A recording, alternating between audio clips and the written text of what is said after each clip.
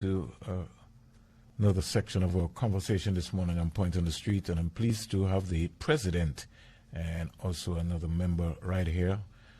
It's the Coconut Queens Cooperative, and that's a pretty interesting thing. Coconut Queens, yeah. But I have the president, Sylvanetta Charles, and also Miss Shelley Ramsey, as I welcome them to Point on the Street. Good morning, ladies. Good morning. Good morning. How are you? We're fine, thanks. All right, Madam President, tell me about this name that I'm seeing here. I had to kind of just, I saw it come through already before, but then from Dr. Bird, but now I'm examining it. Coconut Queens. Yes, the Coconut Queens. First of all, we're a group of 30 female farmers who has decided to take up the mandate of repopulating Antigua with coconuts. Now, you know that a few years ago we were destroyed by the lethal yellowing, that fungus that destroys a lot of our coconut trees. So we have embarked on a mission to repopulate, and in repopulating and regrowing these coconut trees, we also looking to have a livelihood from them. So eventually we will be using all aspects of the coconut plant to create various niche markets and niche products that can be sold to produce an income. Well, how many years a coconut tree takes to go? Sorry to make you be a scientist, but I just want to have an idea because the next question coming. For our discussions and from the trainings and interactions that we have had, we are working with the Malaysian dwarf coconut trees. Now, usually these take within 2 to 5 years to start bearing fruits. Right? So initially, the ladies, we were given 5 adult, teenager trees, so that we give an approximate lifespan of 3 years to come into production, and then we were given seedlings. So those would take the full-fledged 5 years. The hope is that when these trees mature, we donate or we redistribute the nuts from one tree back to the community, and then the rest of the nuts, we either decide if we're going to make them into value-added products, start a livelihood where we do coconut water, those things, or if we continue the reforestation by populating our own areas with coconut trees. All right, now this is a huge project, and I salute you women, because I know this would not be possible without some donors and partners, which would include the InterAmerican Foundation, the Ministry of Agriculture, Fisheries and Barbuda Affairs, the Antigua and Barbuda's Beekeepers Cooperative, and this project is being implemented by IHO. Now, when a project like this is implemented, we're talking about how many trees over the next 5 years? 5,000, 3,000, 1,000? Estimated, each tree should give you,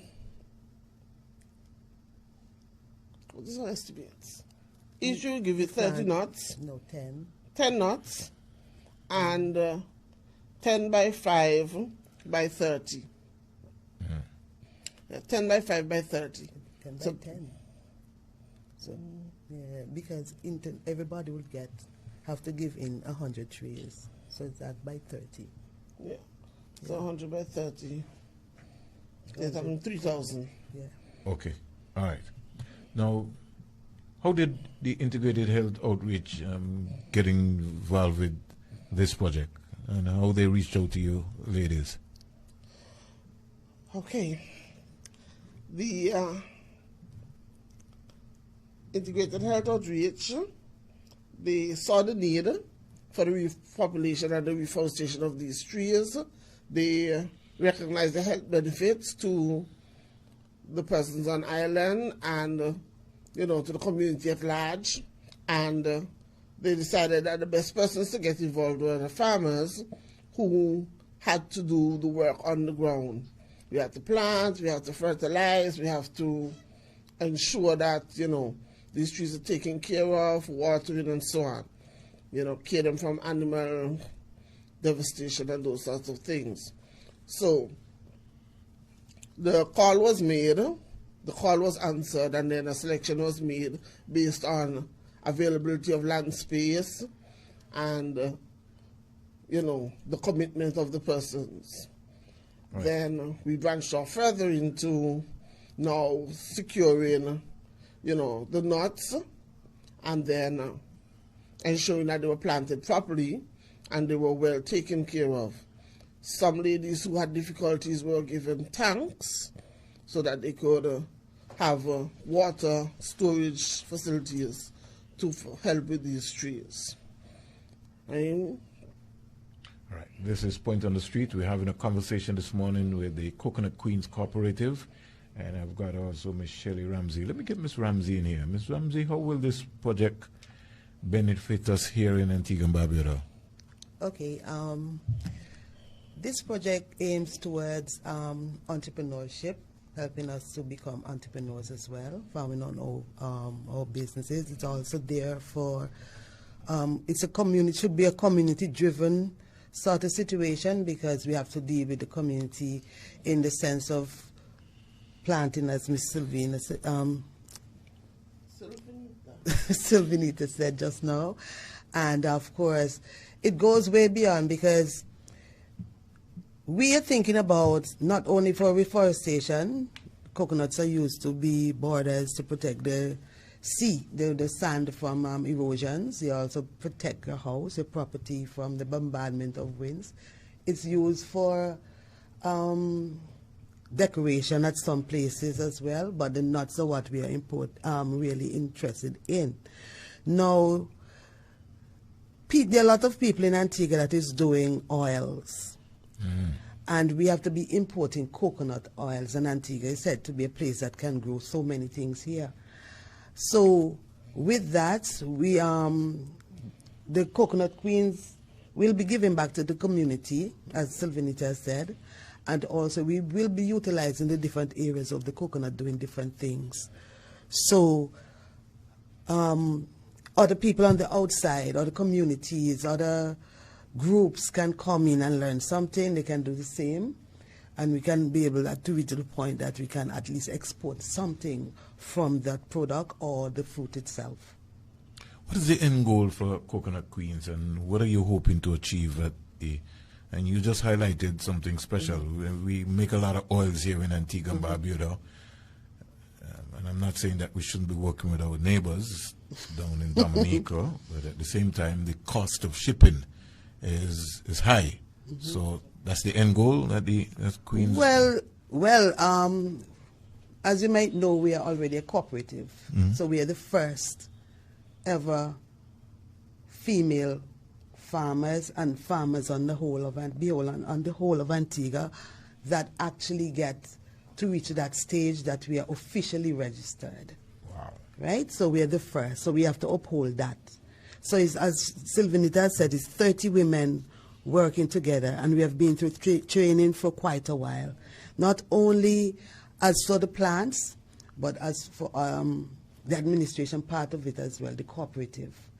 All right, so we finally came to that, and we are now officially a female farmer cooperative here in Antigua. So from that, we intend not only for our investment with the coconuts in different areas, we have other farmers soon that will be able to come and join the cooperative, and we move from that. So with that, we have also been invited to a meeting with the Agriculture Department. They have held a workshop with the ILO, International Labor Organization. Yes. I think they were, that's the name, the acronym. That was here. We had held meeting with them, and so from that, they decided to, there's something coming up in Colombia that they're having in a rural development. The same sort of energies of group meetings and organizing to become something within the Caribbean itself, you know. So we'll be asked, we are asked to attend to represent Antigua on that organization drive. All right. So if I listen you well, you're going on a membership drive to increase the members for the cooperative. No, it's membership drive is not immediate. Oh. The immediate goal right now is to get these trees flowering and producing. Immediate goal. So in the interim, so if there's some farmers, women farmers out there and they want to get in, they have to wait. Yes. Yes, they have to wait for the Yes, time yes. being until we get our house in order. And get your house in Right? Okay. We are new. We haven't covered all our ducks as yet. We are still in that process of finalizing and ensuring that we know exactly who will be a member, those kinds of things. So if the interest is there, it's not a problem. We're not shutting you out completely. But The number is always available, 774-0390, and that's my number. Once you call, I can make arrangements with you and we can have a discussion concerning how you can get involved in the beginning and at what point you then integrate into our cooperative.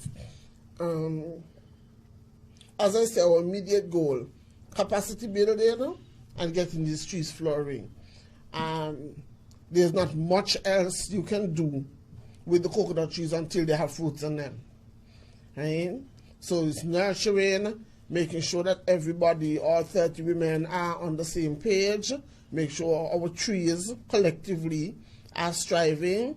If anybody needs help, like an individual person needs help, then as a cooperative, it's our Duty. want of a better word, duty bound to go and assist to make sure that we are on the same page. All right. Farmers, and I'm looking at two of you ladies. I'm sure you own your own business, right? Yes, the most part. Yes. Most part? Most part. Okay, sir. Wow. I really want to salute you. Okay. So somebody tells me, so some of the business you own, farmers, what you're into, everything, livestock? Well, for me, first of all, I'm a teacher. Oh, okay. Here we go. Yes. I teach at the Granville Secondary School as an IT person. We should hire you. Then I'm also a beekeeper. I'm also a coconut farmer. I'm also an egg producer. Keep going. I'm taking notes. I'm loving this. I do a few cash crops.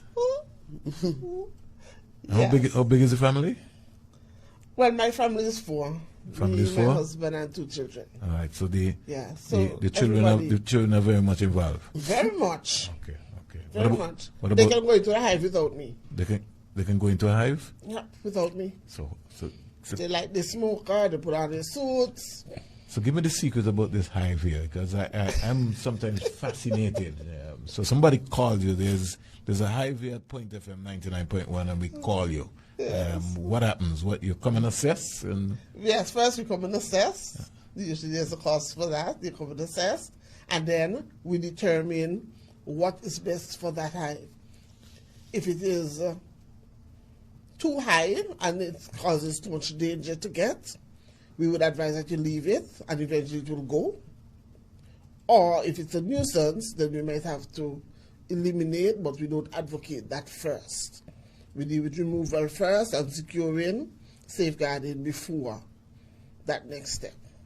So it's a process. so when you put on the suit, what the suit does? It protects you as much as possible from bee stings. So nothing comes to you when you have on the suit. Usually Usually they don't. They don't. Once you wear your suit responsibly, they don't. They don't. But sometimes mistakes happen and you may get a little pinch somewhere. Okay. Yeah. What's the danger? Of bees? Yeah. Well, some persons are deathly allergic to bees. So that's the worst that can happen. You mean mentally or No, physically? physically. Okay. Physically, they go into something called anaphylactic shock. So when you go into, what are you looking for? There's a, like I said, there's an example Yes. outside the point. So what are you looking for when you go in there? Who is the one that you're looking for? The queen? The queen. Yes. And why is the queen so important? Because without the queen, you don't have a hive. The queen lays the eggs and give everybody else orders. Without the queen, everybody don't know what to do. They're confused, they mill around.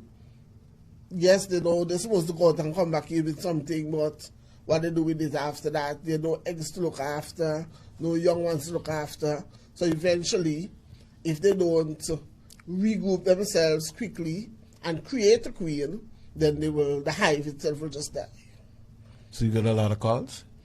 Well, my colleagues got a lot of calls. I am more on the administrative end right now because I've been doing some training with some female beekeepers on another project for IHO. So, for the past 3 years, we just concluded earlier this year the final session of the last training session for female beekeepers in Antigua. I'm going to bring you back another day because I'm very fascinated about these bees and all that you guys are going through. Lady Ramsey, you into bees too? No, I am into more like not as yet, trying to get there, but I have some training already on it. I've done training with God on it, but I am more into. I'm a farmer, full-time farmer. I am into fruits and herbs and different things that is exotic to Antigua. When you say herbs, what do you mean? Talk to me. Spices and herbs, thymes, and culinary herbs. Okay. Okay. No, I didn't mean culinary herbs. No, yes. I just was trying to, go down the road to see where you were going, with it there. So Also, how long have you been involved in this? 20 years and counting? In farming? Yeah. Yeah, over 20 years. Over 20 years. Yeah. So what drove you into farming? Well, I think that's just in my DNA. My grandparents was farmers. They were farmers. But while you're here, what is the challenge for women as farmers? Talk to me. Oh, well, I think doing farming is just saying farming. It's a lot of work. And if you don't have the help, that is a challenge. The physical help, that can be a challenge. But if you're a person like myself that mold myself into this thing, nothing becomes a challenge anymore other than weather and pre-larceny. Production, everything, preparation I do for myself on my farm. The monkeys are not that rampant in Antigua and Barbuda, right? Not in that area. Well, I'm glad that you don't live in St. Kitts and Nevis because the monkeys just eat up. Yes, everything. It's a torment in St. Kitts and Nevis, man. In fact, it's been rated that they have more monkeys than the population in St. Kitts and Nevis. Right. The farmers are having a tough time. It's a serious thing. People automatically live on their farm and they got their license to try to see if they can. It's not easy. So I salute you. I salute you, ladies. Also with that, I do also on my other side of the farm, I utilize my fruits a lot, especially when they're not on sale. I find ways to be creative with them. So I do make wines, local wines. And you didn't bring a buckle for me? Wasn't thinking. That's not next good time around. That's not good at and all. And also I do like soaps. I can make soaps. I do soap making. I do soaps also. Okay. Wow. Soaps and scrubs. No, I have to bring your ladies back. Yes. You're pretty interesting, and I'm thrilled that I'm talking to some farmers. I mean, this is tremendous. I mean, to be able to balance all these things and still run the home. Yeah. Everything is farming. Everything is farming. Everything is farming. Okay. Everything is farming. All right. So, is there anything else that we can talk? Because this is just one part of the conversation. So I'll have to find some time to bring you ladies back in September. No problem. We're going to let August go and let the carnival and then try and bring you back so that we could get a little bit more education. In fact, I might try and organize myself and hit the street and come in one of these afternoons and see which area that you're in and what you're doing and put a little production team and so we can get some stuff on Point TV.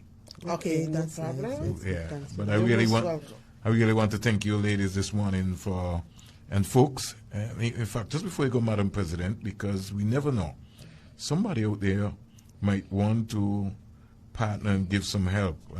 I know you did mention the number again. So just give them the contact information again. Coconut Queens Cooperative. Coconut Queens Cooperative. Contact number 774-0390. That's a WhatsApp number also.